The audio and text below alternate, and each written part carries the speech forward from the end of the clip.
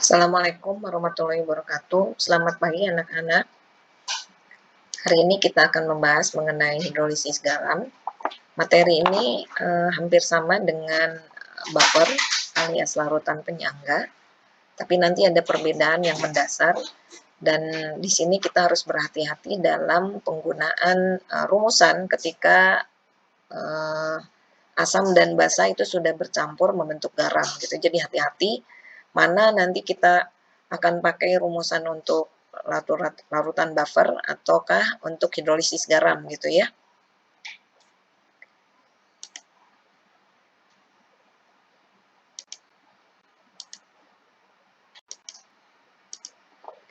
Nah, sifat larutan garam sendiri ini ada beberapa. Yang pertama adalah garam itu yang berasal dari asam kuat dan basa kuat, maka nanti apabila dia bergabung, nanti sifatnya itu bersifat netral, gitu ya. Jadi jika asam dan basa kuat itu kita gabung, maka dia akan bersifat netral. Nah, sesuai dengan kekuatannya, berarti supaya mudah untuk mengingat saja bahwa kalau yang kuat-kuat kuat-kuat dua-duanya, maksudnya asamnya kuat, basanya kuat, maka nanti dia akan bersifat netral gitu ya. Nah, kemudian apabila asam kita gabung atau kita campurkan, kita reaksikan asam kuat dengan basa lemah gitu ya.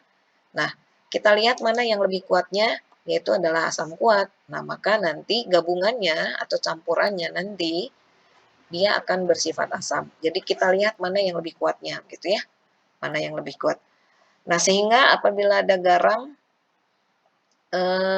yang bercampur antara asam lemah dengan basa kuat. Nah, karena yang kuatnya itu adalah basa, maka nanti sifat kekuatannya itu maka dia akan bersifat basa gitu ya. Jadi dia garamnya garam yang bersifat basa.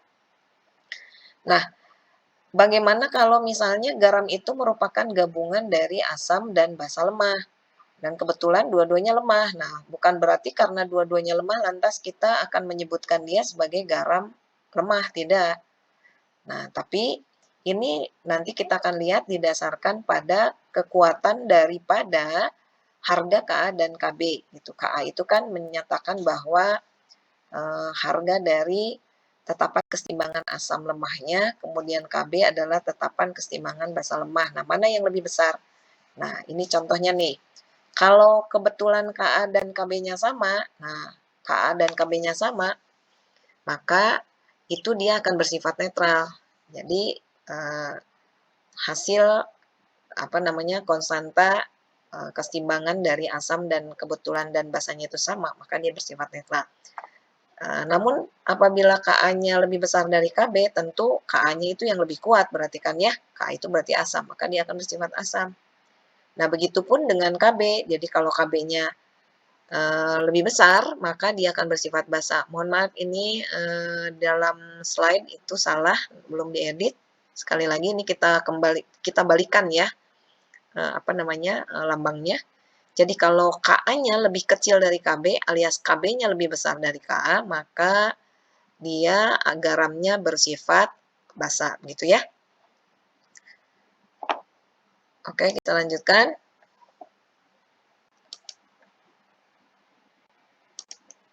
Nah,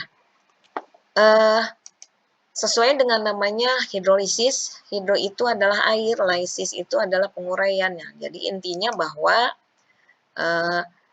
di dalam reaksi ini, komponen garam atau kation maupun anion yang berasal dari asam atau basa lemah itu bereaksi dengan air.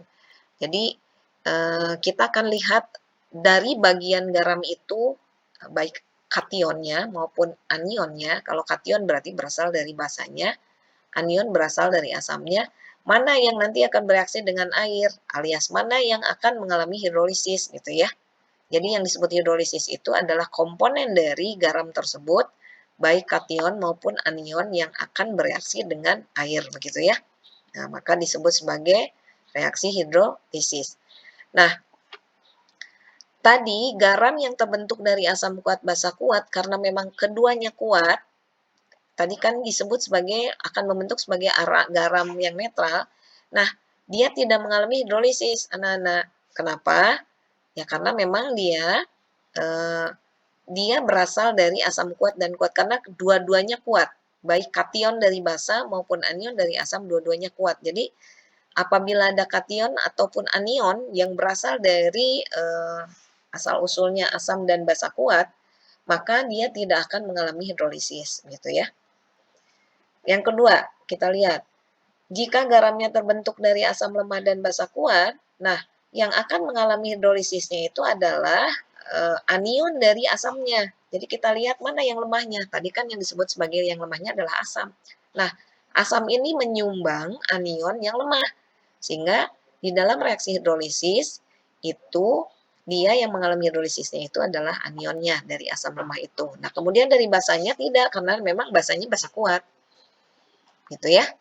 Nah, sehingga jika ada garam yang terbentuk dari asam kuat dan basa lemah, nah maka yang mengalami hidrolisisnya adalah kationnya. Kenapa? Karena memang basanya adalah basa lemah gitu. Kemudian satu lagi, garam yang terbentuk dari asam lemah dan basa lemah, keduanya lemah, maka si keduanya tadi mengalami hidrolisis. Karena dua-duanya, maka dia mengalami hidrolisis total. Jadi total itu berarti dua-duanya baik kation maupun anion. Namun tadi yang sudah disebut garamnya yang berasal dari asam lemah dan kemudian mengalami hidrolisis anion. Nah, ini disebut sebagai hidrolisis sebagian. Juga untuk garam yang terbentuk dari asam kuat dan basa lemah juga ini disebut sebagai hidrolisis kation, hanya kation saja disebut sebagai hidrolisis sebagian. Jadi di dalam istilah konsep hidrolisis kita mengenal adanya garam yang tidak terhidrolisis, ingat ya, yaitu terbuat dari asam kuat basa kuat, yang mengalami hidrolisis bagian itu ada dua, yang berasal dari asam lemah basa kuat atau asam kuat basa lemah. Jadi di situ ada yang lemahnya, maka dia mengalami reaksi hidrolisis bagian. Nah, kalau dua-duanya lemah, ya berarti dia dua-duanya juga mengalami reaksi hidrolisis. Maka disebut sebagai hidrolisis total.